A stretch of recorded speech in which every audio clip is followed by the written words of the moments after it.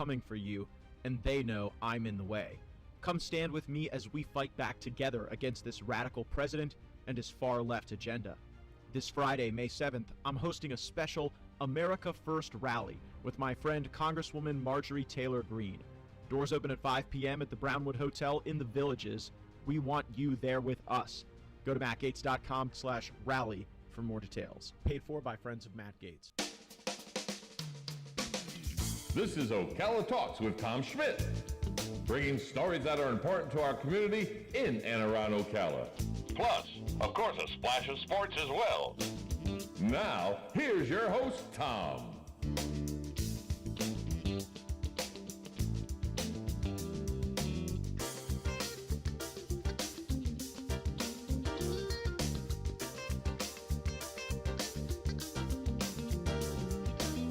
Welcome back to Ocala Talks.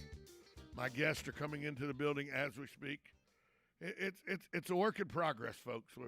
We're doing the best we can. We're doing the best we can. Go ahead and get file in there. We're work in progress. I was over here doing some computer stuff because it wasn't working at the time, so I had to. If you want to go ahead and sit, is there another? There's chairs on the front. There's some in the front here too. So. Good morning, ladies. Well, let me turn the mics on. Good morning. Good morning. How are we? We're good. How are you? I thought you might be here, and then I didn't see anybody, and I know the sign said don't come in, so. We're rule followers. We're doing our best. We're doing our best. Let me turn everybody's microphone on. Let me see. 1, 2, 3. So we'll turn that one up. And then we'll turn that one up. That should have everybody. Awesome. All right, good morning again. Good morning. Good morning. What are we talking about this morning? Every Friday when y'all come in, it's something new to talk about. Yep. So what are we talking about today? Today we're talking about literacy and the importance of reading. It's very important. I wouldn't be able to do my job without reading. Exactly. Most people can't. The literacy rate in Marion County, are we at a pretty good percentage here in Marion County? Or is it at a percentage that would be unacceptable if I knew exactly what it was? We could use some improvement. Yeah, especially after that's what my buddy RJ tells me. RJ, who's the president of the Literacy Council, tells me we could use lots of improvement. Right. It's a work in progress, for sure. All right. Well, why don't you introduce who you brought with you today, and we'll get started. Okay. I'm Elizabeth Diola. I'm the Chief Program Officer with the Early Learning Coalition. I'm going to let everybody introduce themselves. Okay. Hi, I'm Jenny Ranson. I am the Children's Services Division Manager at the Marion County Public Library. Good morning. I'm Jolynn Rathel, and I'm the Literacy Outreach Advocate for the Early Learning Coalition. Well, now we got to, and I'm Tom Schmitz here, just turning their microphones on. My mother did me a solid. And what she did was she would always go to the book depository at the end of every school year and buy the books that were being taken out of circulation. And so I always had great history books and great psychology books and everything, but even as a young kid. And I didn't do the Dick and Jane. I didn't do the Rat books like were popular in the late 60s, early 70s. My mother would sit with me and read these kind of textbooks. And so by the time I was 6, 7 years old, I was reading at a 5th grade, 6th grade level. My mother did me a solid that way. I'm not the norm. I'm the exception. What is if you had to get, does most people somewhere around the 10th or 11th grade level, is that where most people are at? You want to take that? Well, you mean as adults? I can't answer that, but let me talk about the importance of what you talked about, which is reading with your small children. Right. Right. The library's message for parents is so simple, and it's about reading, singing, and talking with your children. And if you do that with your children as much as you can and have fun while you're doing it, create that relationship with your parents as you go along, you're set for school. And it's really simple. And the other thing that we know without a doubt is that language matters, but it doesn't matter what kind of language it is. So like reading the history books that your parents did, invaluable. Talking to your children about everything you do while you're doing it. All of those things make connections in their brains that set them up for school success. And the beauty of the human brain is between the ages of 2 and 7. It's 2 and 9, really. It's a human sponge. Oh, but from It just- birth. From birth. From birth it- or before. It just soaks everything up. I wanted to learn a foreign language because to get a doctorate degree in history, you have to be proficient in 2 foreign languages. So I gave it 24 years old. I said, well, I got my master's. I'll go into the doctorate program. I went to 1 foreign language class and go, I'm an adult. There's no way I'm pulling this off. And I got angry with myself because I should have tried to do that when I was in school, in middle school, when they offered foreign language classes, stuff like that. Because right now, children in this day and age we live in, where English and Spanish and German and you really need to survive. You need to have 2 languages. Children are just great at that kind of thing now. It is. And actually, your language developmental window in your brain, they say closes at around 10, which doesn't mean you can't learn languages later, It just but makes it's it a really whole hard. lot harder. Right. So if we would start teaching those languages before 10, it would be a whole lot easier for everybody to learn them. And we've known this for a very long time. We have.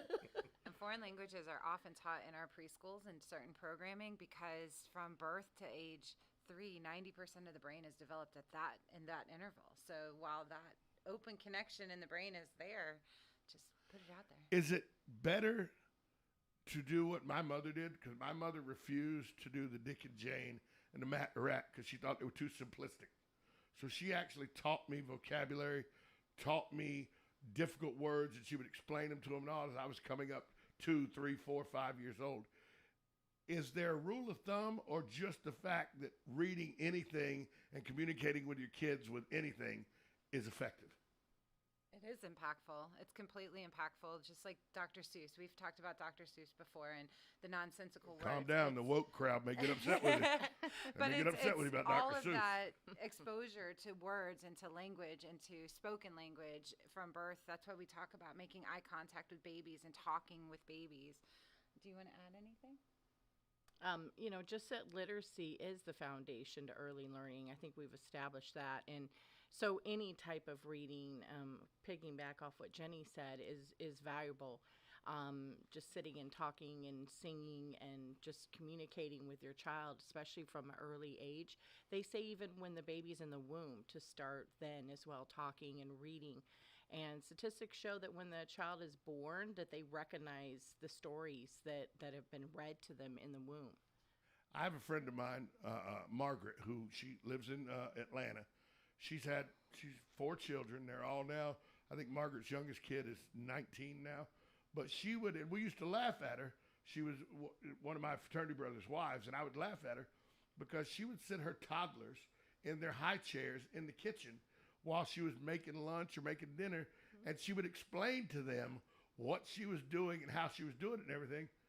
But then you see them at 3 years old or 4 years old, and she'd say, tonight we're making this, and the kids would start telling her the recipe. Yep. Right. Absolutely. And I was thinking, she's not teaching them to cook.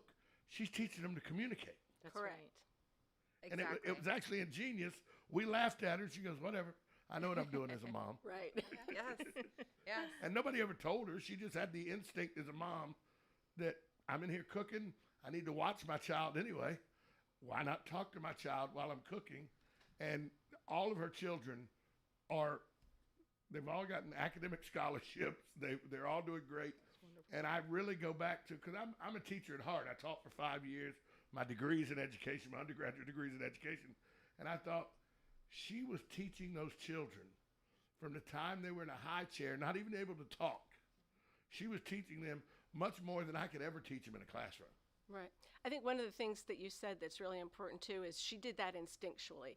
And that's awesome, but not everybody knows that. Not every parent is born with that same instinct to talk with their children from birth and to use the language and to read. And that's, one of the things that we do that's so important is just try to help make parents aware of those simple things that you can do that make such a difference. How important to this conversation and to the development of children in our community, how important is it to make sure we have a powerful and accomplished library system such as we do in Marion County?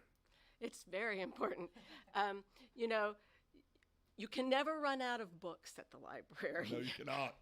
And we start with parents and story times and modeling for parents. Modeling for parents what's developmentally appropriate. I know you've talked about that. So library staff works on modeling developmentally appropriate behaviors with language and story time and programs. And as they become school age, we try to make the learning fun and give people an opportunity to come to the library to explore all of those things that they're interested in. And then as adults, you know, you continue to do those things. And those are the underpinnings of a literate and educated society.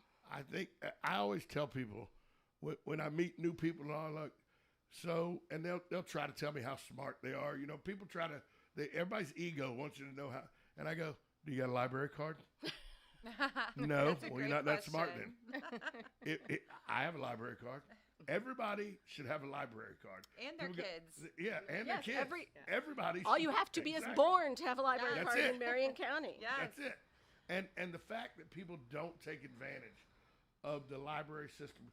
I'm a friend of the library. I was to save the library. You know, don't get me started on how I argued with people about the library system and how it needed to not be privatized when that was being discussed 4, 5, 6 years ago by the county commission. But if you don't have a library card, you're doing yourself a disservice. Absolutely. You're certainly denying yourself a wealth of resources. And I mean everything from books to videos to recordings, classes. Yes. And that's one of the things that I think is very important, and I know we talk about it here a lot, is not only the development of a child, but parenting is the only thing in life. We make you take tests to drive a car. We make you take tests to be a concealed weapons permit holder. We make you to have a license to fish and to do. The only thing we don't do in life that we make you have to take classes and have some sort of basis in learning of how to do is raise children. We go, you'll figure it out. And that's why we're here. We have tons of resources Exactly. to support that. Absolutely. The coalition, that's why, literacy is so important. And with the coalition, we have a few different literacy initiatives. One of them is called Read Aloud 15 Minutes. And the other one, through a local partnership with Kiwanis of Ocala, is called Reading's Fundamental. And so we try to go out and partner with the community to give out books as well as educate and inform parents that it's so important and so vital to begin reading at an early age and talking with your child. We talked about, having that conversation and how funny it might look to others, but it's so important to read to your infant and talk to them and have that conversation. And you'll see through their different sounds and response to you talking to them, you'll see the benefits of that and engaging that communication. So, one of the things we do, we have almost 500 local partners here with Read Aloud 15 Minutes. And in fact, we have one of our partners here, Jenny from the library. And so our partners help us to get books into the community, and thousands of books. They're brand new children's books. And so we give books for them to give out. We also have what's called Bucket of Books, and that's where we partner with them, and in their lobbies and exam rooms, they put these new children's books out and accessible to the families that come in. We partner with some medical businesses that they actually every well visit, they give out a book to the children as well. Some of the best times I remember reading wise as a kid. Once I caught the reading bug, and that's what you got to do. You got to catch the reading bug to enjoy it. And I read now probably 12, 15 books a year. And that's so important too, to get them excited about it, and also to find a subject that interests your child. Instead of forcing them into reading certain things, allow them to choose different titles that excite them, because if they love it, they're going to love it the rest of their life. The beauty of when you said waiting areas and everything, I was a Highlights magazine kid. Yep. And I was the Living Bible kid. Not because I was overly religious, just the reading Bible was cool. It had Jesus as a cartoon, and it told cool stories and everything. And you'd always have it in the dentist's office. I remember I hated going to the dentist's office. My mom would go, but they got the Living Bible and Highlights. Okay, I'll go to the dentist's office. And so that got me excited about those kind of things. That was the books that got me excited. And then when the book fair would come to my school. Oh yeah. Because that's the thing that you just said that's so important. I got to pick Yes. what I liked. And there was not a Donald J. Sobel Encyclopedia Brown book that I didn't own. I know. It was because it was cool. It was only 4 or 5 pages. It gave you something you had to figure out. Donald J. Sobel, to me, the two most impressive people is Donald J. Sobel and the author of the greatest book ever known, E.B. White, who wrote Charlotte's Web. It's the greatest book ever known to man. You'll never, I don't care. Nobody's telling you anything Nobody- different. And I've read The Rise and Fall of the Third Reich by William Shire, all 1,737 pages. I've read a lot of James Patterson. I've read very good authors, very bad authors. Sue Grafton, love her, all her alphabet books. Still, you're not getting better than E.B. White, Charlotte Webb. You're just not. You're just not. So Jolyn, how can they sign up for Read Aloud 15? That's a great question. They contact the coalition, or they can go on the ELC website, and that is elc-marion.com. And they'll just show their interest in being a partner, and we'll be happy to call them up and see how we can partner. Can parents through the coalition, if they don't, because sometimes I know parents that don't speak, that English isn't their first language or something, they're a little intimidated by certain things. Can they get help through the coalition on the proper way to go and approach the library about getting cards for for their family and everything? So, because I know sometimes that can be intimidating to somebody whose English is not their first language. Sure, absolutely. And at the coalition, we have several bilingual staff that is able to assist with that and give some direction, and then we can point them Jenny's way, and I'm sure she has staff as well. We do have bilingual staff as well at the library to help folks. We also have Spanish books available to families too that are in need. Yeah. Yeah, see, I didn't realize the intimidation of a second language until 2 Christmases ago. I went to San Miguel de Allende in Mexico, and the only Mexican words I know are taco and cerveza. And I was horribly out of place and intimidated, and I thought, wow, people probably feel this way in America when English is their second language, or English isn't their second language yet. They may not do, because I didn't want to go ask people directions. I didn't want to go ask, where the bank is so I could change out money. And I bet parents that English isn't their first language are probably intimidated about, how do I get into the library? What do I do to sign up for different programs? And there's a vulnerability to that too, for your safety. Even if you come across somebody that doesn't have such great intentions and they give you the wrong direction. So it's very empowering to put literacy in the hands of children and families, and the library through all of their different branches, which I love all of them, and tour around. But Jenny, you have a lot going on, don't you? We do. Summer's coming up, and this year's summer theme is Tales and Tales. So we'll be doing a whole lot of programs around that. We are having some virtual programs for preschoolers and school-age children and adults. There's something for everyone at the library. But we are doing virtual and some in-person programs. You still have to register for everything. So call your local library to find out what's going on. But we'll be having some story times and school-age programs on Tuesdays, and some in-person programs scattered throughout the county. We were sitting here talking about English as second language and all. How many times do y'all see in your experience that children become the educators of their parents when English is not their first language? We see that a lot. Yeah, it's very Especially common. when a grandparent has their grandkids and they are struggling to communicate, the grandkids will often be the interpreter. So it is very important to spread that wealth of resources among every level and to everyone. Give us a website again where if they want to get involved with literacy, they can do it through the coalition. That's elc-marion.org. elc-marion.org.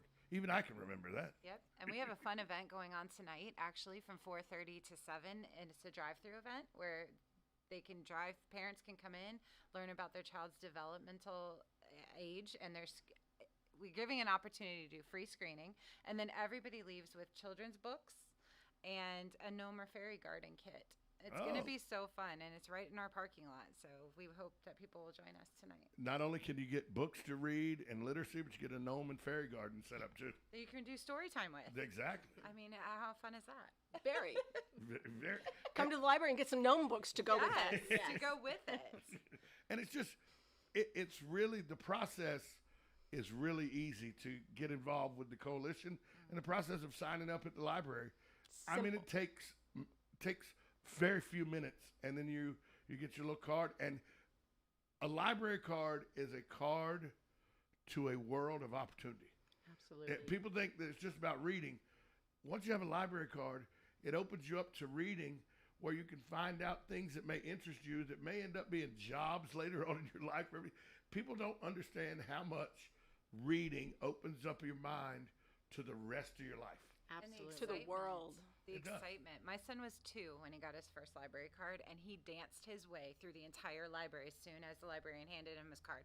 And he just danced and was so excited to show everybody his library card, and then to leave with a book because this card is in your possession. It's like he sees mommy use a credit card. Yeah, It was his right. book credit He's like, card. here it is, and he put it up there before his book. Even he didn't want to let go of the book, but he gave the card. They're very excited. Children are so excited. Many adults are very excited when they yes. get their library Yes. cards too.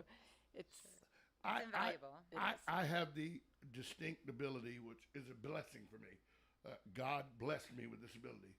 Is I have in my mind, as I read, I see the movie in my head. As I'm reading, I don't read the words of the book and understand them. As I read the words of the book, the movie is playing in my head. So I have that's a gift God gave me, thankfully, which makes reading that much more fun to me because I don't have to wait for it to come out on video. You There can you go. picture it happening. Yeah. I have it in my mind. Like when I think right now, I'm thinking about Kinsey Milhone's apartment in the Sue Grafton books. I know what her apartment looks like in my mind because the book told me. right. And that's some of the joy that kids can find in reading and adults is that if you have the ability to visualize what you're reading, it's an amazing thing to do. And that starts from birth too. As infants, we can do picture walks through books and dictate or narrate. That's that where it came story. from because my Yes. first books were picture books. Yeah. So I associated building in my mind what I was reading. And then you tie it to a real world experience. My son's favorite book still to this day is Eric Carle's Very Hungry Caterpillar. Every time he sees a caterpillar, he wants to give it a grape now. So it's, And a caterpillar Not a probably strawberry, a grape. and most recently, we've had a lot of opportunities for that in our county with all the You've had to go through a lot caterpillars. of grapes, haven't you? Yes. If we're talking about literacy, but the coalition offers so much more as well. Tell people some of the other things you offer that are coming up this summer and where they could go to take advantage of them. Well, and actually, when we come next week, we're going to talk about Summer Slide, and we're going to talk about summer programming, which is fantastic, and our partnership with the Marion County Public Schools. But we have a Parents as Teachers program going on. It's a virtual parenting class. You can sign up just by calling the coalition at 352-369-2315. You can ask for Chrissy Vickers, and we can get you registered for that. And we have a lot of other things going on. We have an infant basic needs program going on for any families that need baby and infant supplies, diapers, wipes. We just received a car seat grant with our partnership with Toyota.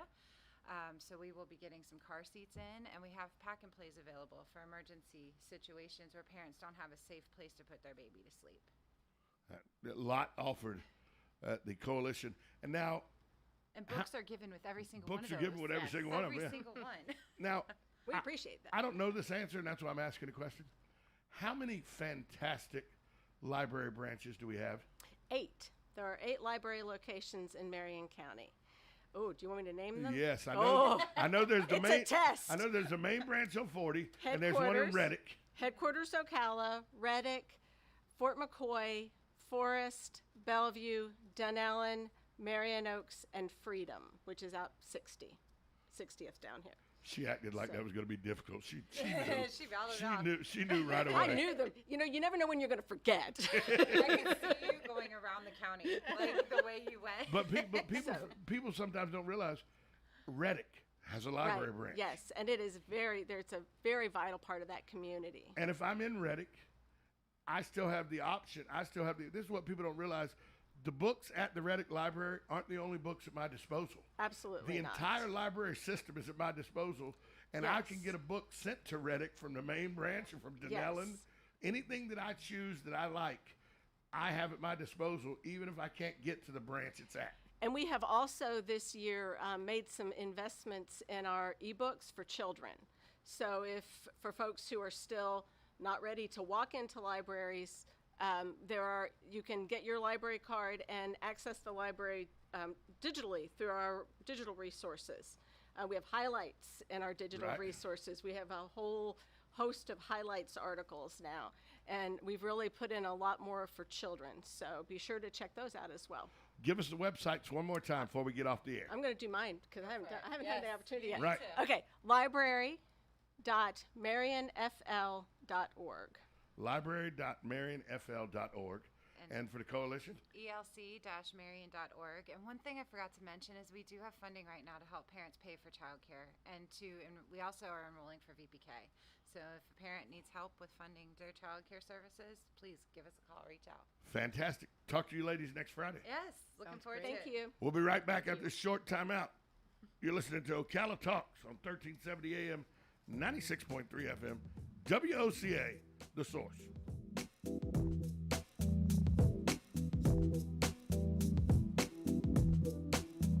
Broadcasting from the Ocala International Airport, this is WOCA AM, W242CA FM, Ocala, 1370 AM, 96.3 FM, The Source. It's time for Farm and Ranch headlines on the Southeast AgNet. I'm Darren Spearman reporting.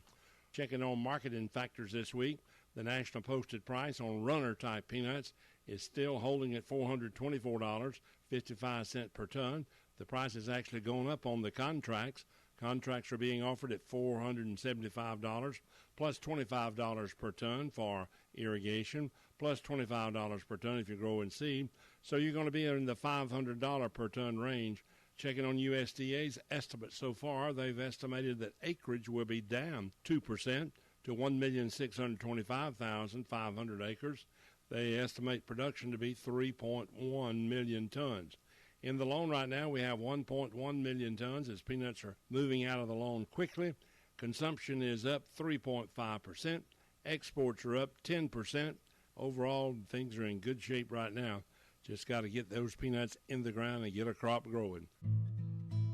This is my farm, and on it I'm raising corn. I'm raising soybeans, a little bit of Timothy hay, and sometimes wheat. I'm raising chickens, and a few horses. I'm raising catfish and crappies down at the pond. And if that kid doesn't get his chores done, I'm going to be raising cane. I'm raising dust every time I rattle down the driveway. Speaking of, I'm raising the transmission on the truck today.